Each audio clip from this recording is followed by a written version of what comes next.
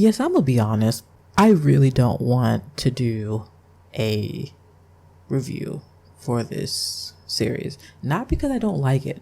It's a great series, but it's a lot. So I have heard people say that this series is one of the best BL series that they have ever seen. That this is one of the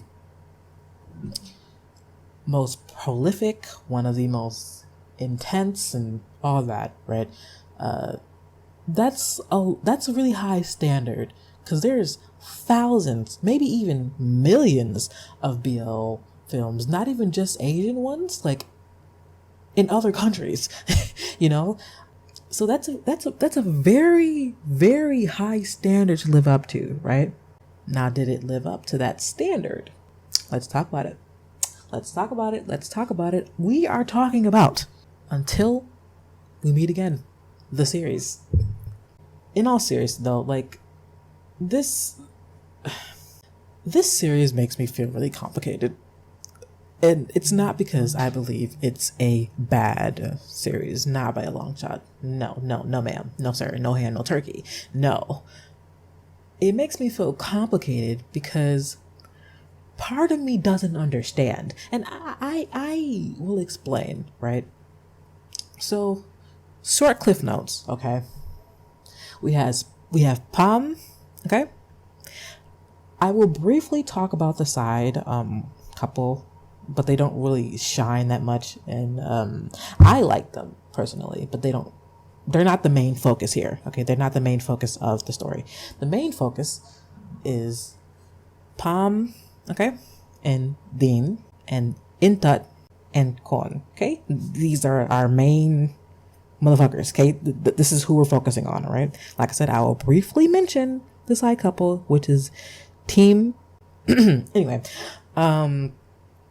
so Pharm, they are both students at this university, right? And immediately, before, if you've seen the show before, the reason why I'm not mentioning what happens at the beginning is because that's, for one, a major spoiler. I mean, it's spoiled in a synopsis, so if you've read the synopsis already, you know what I'm not leaving out, but I'll get to that when I get to it. Okay, let me tell and do my story the way I want to do my story, the way I want to do my video. Okay, I don't know why I'm talking about this.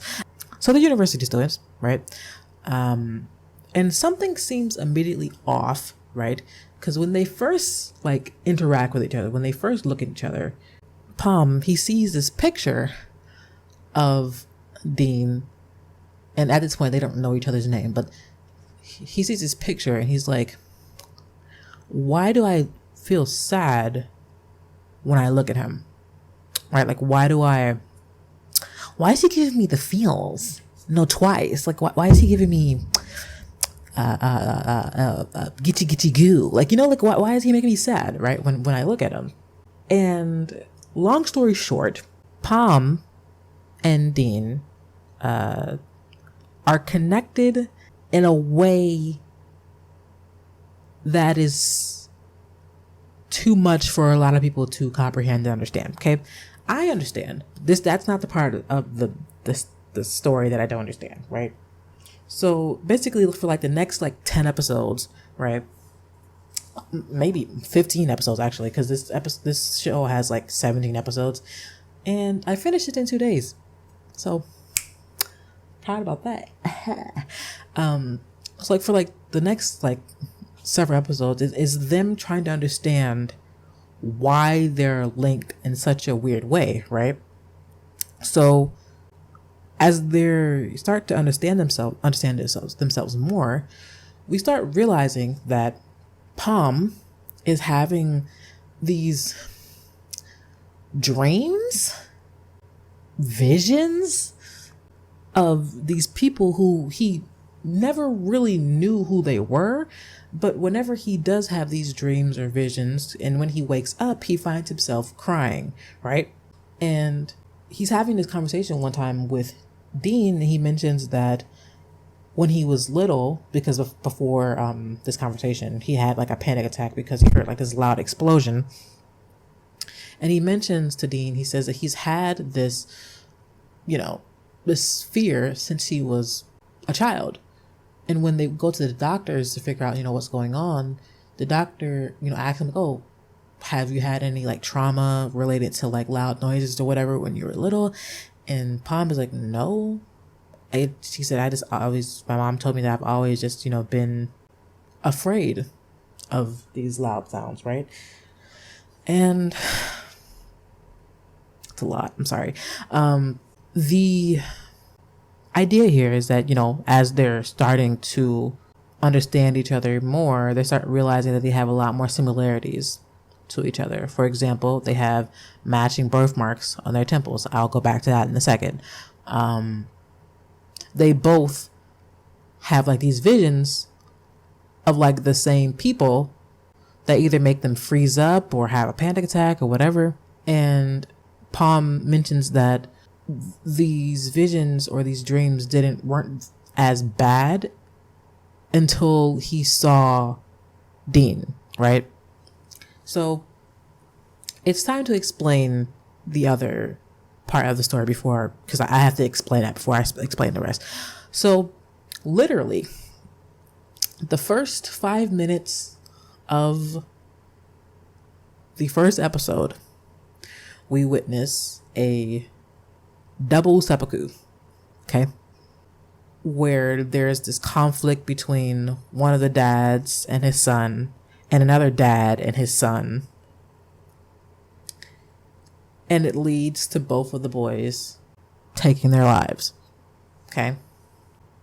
It was a lot to witness in the first episode. Like it says, I think the rating for this show is PG-13.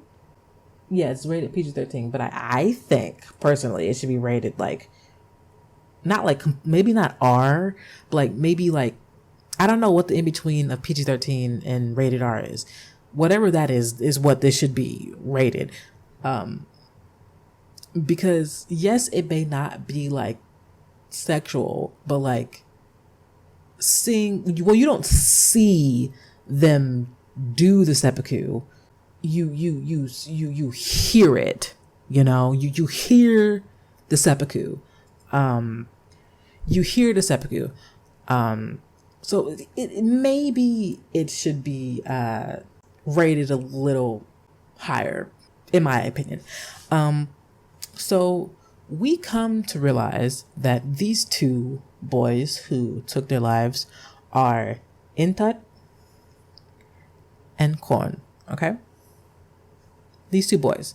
Now, throughout the series, throughout the show, in every episode, we witness these memories, whether they're good or bad, of Intut and Korn, right? And usually these memories are with Pharm. He has, for me, he seems like he had the more intense ones, right? And with Dean, he doesn't, when he like witnesses like the visions, he doesn't like get super panicky. Usually he just kind of like freezes up and like disassociates, which I relate to that. Now this show is wild. And I'm not just saying it just because of that, right? Now, for those of you who have seen the show, know where I'm getting at here, okay? So Dean and Pharm come to the realization that they somehow are linked to Intut and Korn, because they realize that they both have these dreams or visions that are of these two boys, that they don't really know why. They don't really know why they have these visions, right? So, like I said, for the next like few episodes, it's them trying to understand why and to get more information from their family side of of, what's the deal? Like what's going on, right? Whew. They share several moments where they kind of just like stare at each other, and they realize that they were the ones who were looking for each other, because Dean tells Pharm, he's like, the reason why I always look so stern-faced is because I felt like I was looking for something, or I was searching for something or someone. And Pharm feels that he was, searching for, someone too, right? Or something, right? And like I said, they come to the realization that they are connected to Intut and Korn. This connection, may be asking, is they believed that they were born again as Intut and Korn, right? Pharm being Intut and Dean being Korn, right? And they confirm this through their visions, right? And through their investigation of the past, right?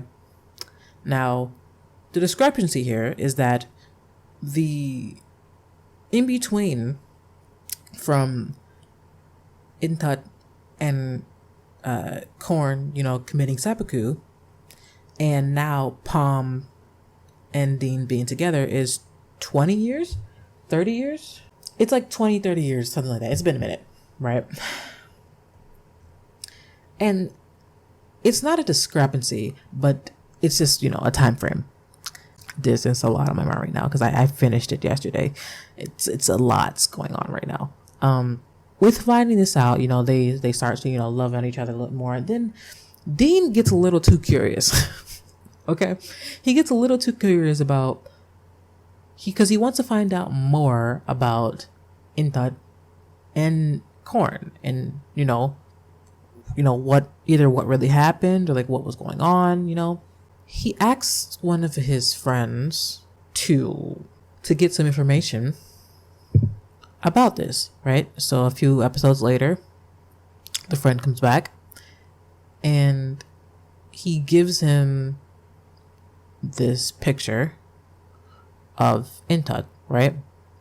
And he says that the man in this photo, Intut, is your great uncle. Pardon? What do you mean? What? So, he feels very strange finding this information out, right? So he's driving around, cursing at Korn for being basically a weirdo, right? And he gets home to Pharm, and he basically tells Pharm, hey, I need to talk to you. And then Pharm is like, how will this information, make me feel when you tell me? And he's like, oh, I feel like it's going to make you sad. And he was like, well, don't tell me then. I'm tired of beating around the bush about this. I liked this series, okay? We're just going to stop there for now. I liked this series. I really did, right? But I really feel, maybe just me, maybe I'm just stupid, .tm, but I feel like they made the family tree way too complicated. Maybe that's me. Maybe that's just me, right? Because it felt like literally after like episode 15, they was like, oh, this is your cousin. This is your cousin. This is your cousin. I'm like, okay, this is cute or whatever. Cute. It's sarcasm. But like, what is going on, right? So they start doing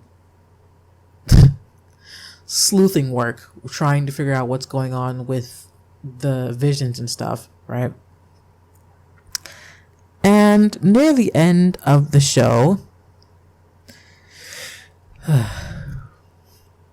now, granted, I do admit that I was kind of halfway watching this episode. Like, I was watching it, but like there were a few seconds where my eyes, like, when you're watching something but you're not watching something, like you're watching it but you're not watching it, and I was looking at the subtitles and I blinked for a few seconds and I'm just like, what just happened, right? So I kept trying to rewind and I just couldn't understand what was going on, right? So I I was confused because Pharm was at Korn's dad's house, right? And he was looking through like some memorabilia. Now I was confused as to why the fuck his dad had the Glock, right? Like I understood, like, you know, if he had like pictures of them, but he had the whole Glock that they used to, you know, commit Ed game, right? And Pharm sees the gun and he just kind of goes into like a frenzy, right? And he runs out of the house with the fucking Glock. And the reason why I was so out of it on the last episode of this show is because there was a very long scene where Natouch's dad and Korn's dad were at the funeral. And, you know, Natouch's dad is like hovering over his son's body, and he's like, oh, you know, you were my favorite son. You were so lovely. I loved you so much. You know, doing the quiet cry wolf shit, right? And Korn's dad ends up doing the same thing, right? And I just immediately got turned off to this episode because I was like, y'all have so much nerve bullying your children to death, literally, and then trying to cry wolf and say, oh, you were my favorite son, my dear beloved son. You wasn't caring about your son when they were alive. Why do you care now that they're dead? Anyway, so the last long sequence, intense sequence, because I'm gonna be honest, this whole part I was just so out of it. Like, I was watching it while I was on a call with my friend, and the entire time I was making a joke. And I even said, I was like, the show probably wants me to be, you know, latched on at this point, but I'm not. Something wrong happened. Maybe it was my lack of information that I knew previously, but I don't think it was. I really don't think it was. So in this sequence, you know, Pharm is going ballistic, right? And in walks, you know, basically all their family, and Korn's dad's son walks up to them, basically just pulling like some pick me bullshit. In my opinion, it was pick me bullshit, right?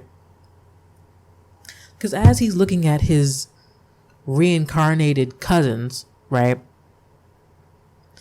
he's like, well, his reincarnated brother and cousin, he's